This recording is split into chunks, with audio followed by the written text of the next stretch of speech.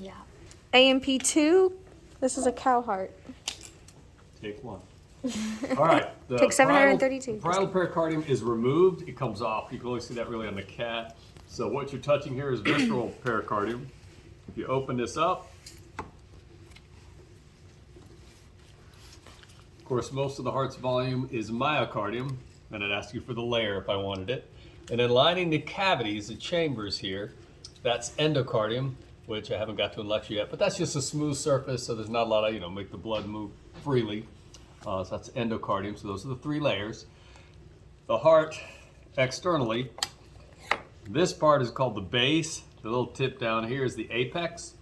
Other landmarks, there's a groove between the atria and the ventricles. I can kind of stick my finger in it right here. That's the coronary sulcus. There's a shallow groove on the outside between the left and right ventricle running right here. That's the interventricular sulcus. It actually marks a line externally between the right ventricle and the left.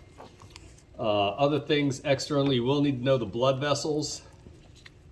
You've got a pulmonary trunk. I'll tell you how to find them in a minute. Pulmonary trunk and the aorta. It's right here. Typically, the arteries will be thicker walled, like that aorta is like nearly a 1/4 inch thick. Pulmonary trunk, not quite as thick, but still has some thickness to it. The veins, the main veins you'll have on this are the vena cavas. You'll have, and they've been cut very close on this one, some of them are longer. That is the inferior vena cava. This is the superior, and the veins are very thin walled. So the superior and inferior vena cava go into the right atria. On the left side, the only veins going into the left side are the pulmonary veins. There's a number of them. Can't remember in a cow, 5 or 6. But they cut them so close when they get them out of the carcass. Most of them are gone. Most of the pulmonary veins would have come in here. I think I've got one. That's one pulmonary vein. Pulmonary veins go into the left atria. Now internally, if we open this up, of course the heart's a 4-chambered heart. Most of this volume I'm covering with my hands is the ventricle. These little bag-like things up here are the atria, right and left. The ventricles, of course, are the main pump. So you got like 2 pumps. You got the right ventricle and atria and the left ventricle and atria. Internally, if you want to figure out which side you're in, which is necessary sometimes, if you look at the 2 ventricles, my right fingers are in the right ventricle, left hand is in the left. Look at the thickness of the walls. The right ventricle is very thin, maybe a 1/2 inch thick. Left ventricle on this looks like, nearly 1.5 inches. Left ventricle is much more substantial, much larger.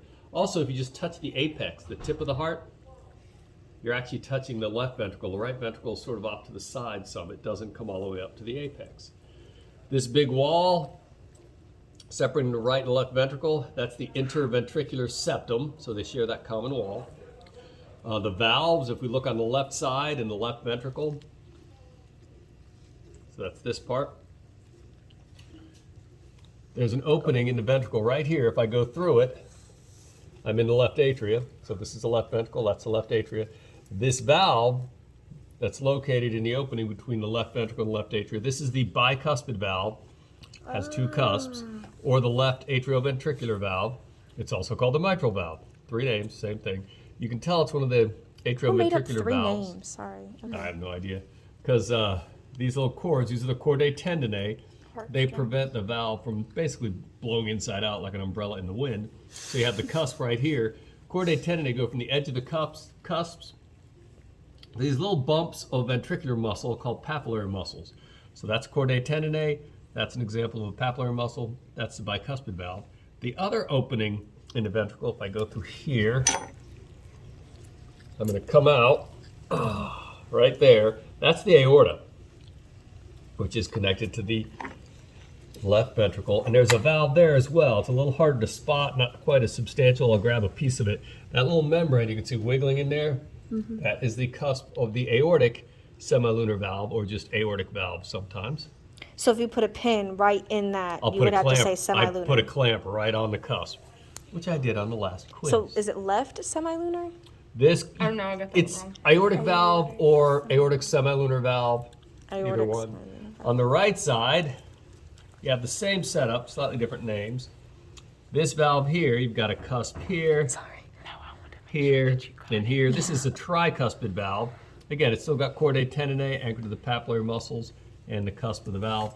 But if you go through that opening, you should be in the right atria, which is right here. The other opening to the right side, it's a little hard to see on this. It's kind of squeezed in the corner. Right here, I can stick this probe through, and it should go out this blood vessel here, which is the pulmonary trunk. I know it's a pulmonary trunk because it's coming from the right side of the heart. There's another semilunar valve there that you might not be able to get on the film easily. There's some little membrane-like cusps right here. That's the pulmonary semilunar valve. It's right at the opening between the right ventricle and the pulmonary trunk. There is an interatrial septum, but it's really hard to see. This is the left ventricle. I'm gonna need gloves for this one. This is the right. So this wall of tissue between my fingers is actually the interatrial septum. It has a real thin spot. You can almost see my finger right there. That's the fossa ovale, which is the thinnest part of the interatrial septum. That's the one that used to be a hole in the fetus. That was actually an opening. That's pretty close to most of it. Okay. What was the clamp on again that you were saying? On the quiz, connected to it, so I can go through this hole. I'm going into this blood vessel here. I know it's the pulmonary trunk because that's the artery connected to the right ventricle. Okay. Okay. So that's the pulmonary trunk. Pulmonary trunk.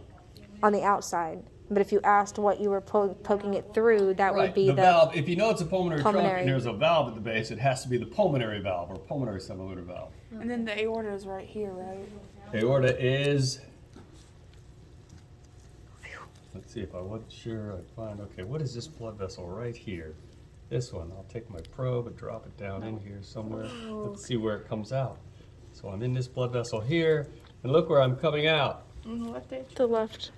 Yep, and you see there's the cusps of the aortic valve right there.